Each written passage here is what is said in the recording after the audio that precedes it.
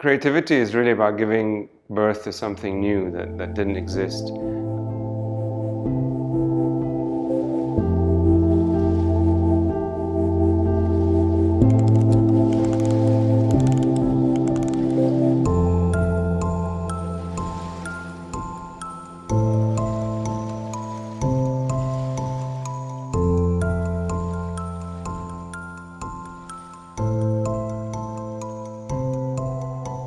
So hi, my name is Bassam. I'm the Managing Director at Chemistry. Chemistry is a creative design studio.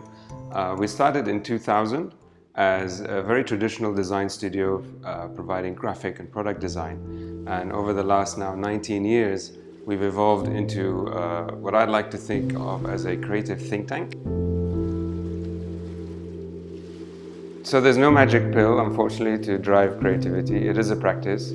You need to see your mind as a muscle. So just like we go to the gym and exercise, I think the mind needs to be trained and needs to be sort of honed in terms of the ability to work in certain ways and think in certain ways.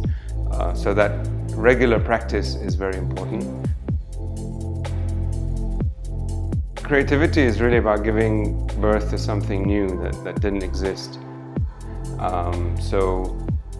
Having the right sources of inspiration is very important. You know, where do you get your ideas from? Where do you get inspired?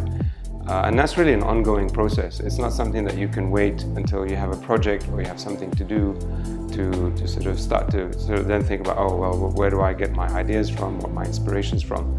So it's kind of something that you kind of need to live and breathe all the time. The other side of it is then being in the right mental state. So obviously, rushing into something, being stressed, being tired, does have a negative impact, I would say, for me at least, in terms of being creative or having creative output. And over the years, I've come to sort of, in a way, discover that for myself. Nobody actually taught me that, or I didn't actually read it somewhere. It was just a very natural process of noticing the contrast between times when I've been creative and I've been able to come up with very good output in a very short period of time, and then you think, wow, how did that happen? Why did that take place with so much ease and speed? And when there are other times when it's just so hard to get something out and do something effective. And when I reflect back, it's that mental state, it's the space that you're in, and whether your mind is in a way settled. You need clarity, you need space to think and almost meditate on the ideas that you're thinking of in order to generate good quality output. So your state of mind is very, very important. And I think as such, it's important to find that moment or time of day, or is it just after you've woken up and you're still fresh, or if you're a night owl, then those quiet hours in the early morning, or if you're an early morning person, then waking up early and starting on some project. Those are the ideal moments when the good stuff comes out. So what keeps me up at night can vary a lot. Sometimes it's work related, sometimes it's more personal issues. As much as possible, I try and not let it detract from good quality sleep, if that helps. But otherwise, I try and apply sort of a more mindful approach to being more aware of how I feel and how that might affect my thinking. From my own experience, I get the impression that I project quite a confident front end or a confident sort of outlook when people talk to me or meet with me.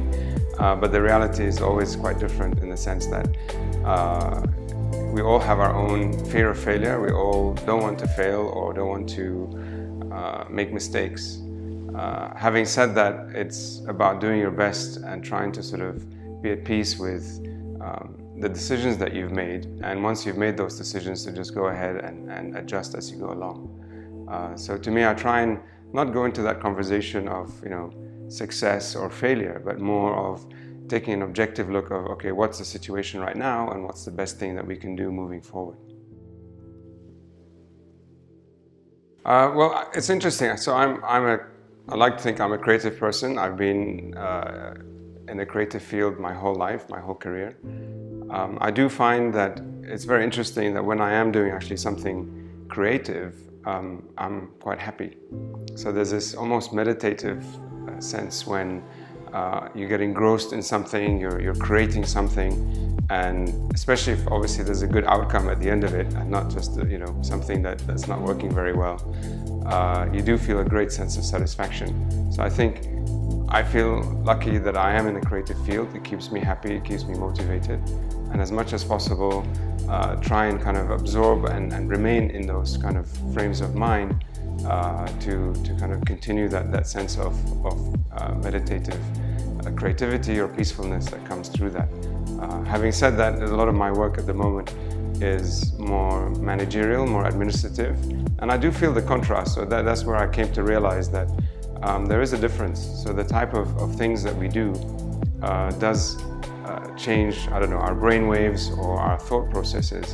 And I find that, clearly I'm a lot more satisfied when I'm busy doing creative work than, let's say, doing chores or admin or other things that take me away from that. But at the end of the day, life is a balance. You can't have just one or another. So it's kind of always a tug of war. So getting the admin stuff done as quickly as possible and coming back to more creative things that I can enjoy doing.